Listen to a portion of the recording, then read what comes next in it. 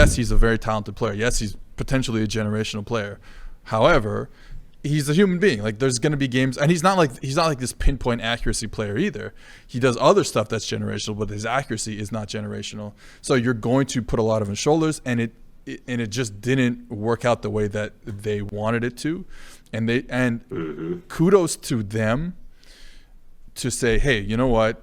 We can take some load off of his shoulders. So one of the things that I looked up is the percentage of snaps. Now, game script does play into this a bit, but the percentage of snaps where they played basically in what we'd call 10P formations. So anything where there's a tight end, it's 4 receivers. It could be a tight end on the field or whoever on the field, but they're not in a tight end position. You know, they're not in line like a fullback or a tight end or something like that. So those what we call open formations.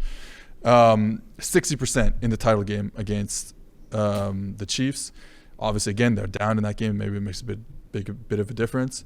But then only 37% last night against the Chiefs in Arrowhead. So I think that is something that there was like a mindset that's like, okay, we want to run the football. We know we're going to get too high. We're going to run the football. We're going to try and burst the bubble, and it worked. And they were able to protect Josh Allen. And again, it's like what that meant that Josh Allen did not need to be a superhero because he wasn't. You know, there's some he gets Dawson Knox wide open because Daniel Sorensen looks at him while he's scrambling, and then he forgets to cover Dawson Knox. They get Dawson Knox on the crossing route.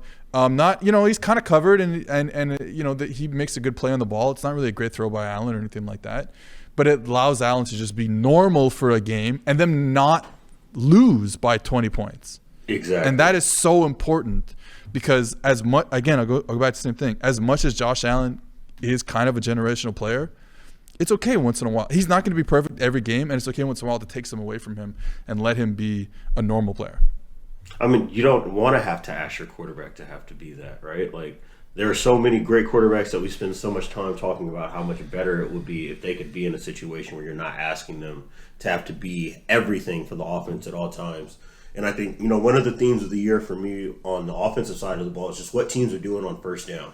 Because it's the teams that can't do anything on first down right now, you can kind of cross off, their ability to stay in contention throughout the course of the game.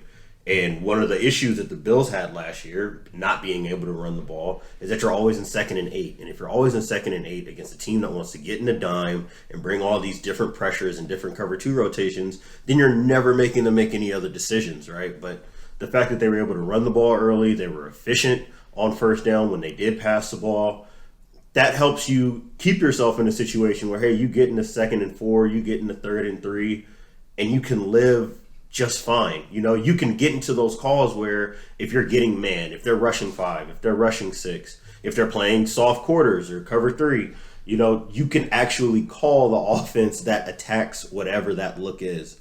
They weren't able to do that last year. They were able to do that this year, and then it obviously helps that the Chiefs are just not even what they were last season in terms of defense.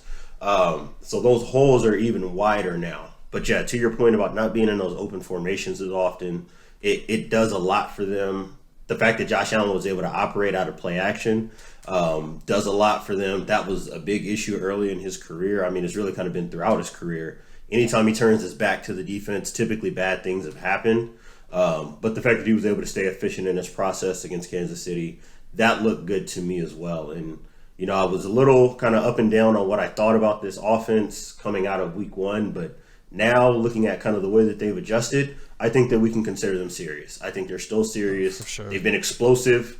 They've been explosive the last 4 weeks. It's been extremely explosive the last month. So I do think that they probably stand right now at, or if not at the top, right next to whoever you would consider at the top in the AFC.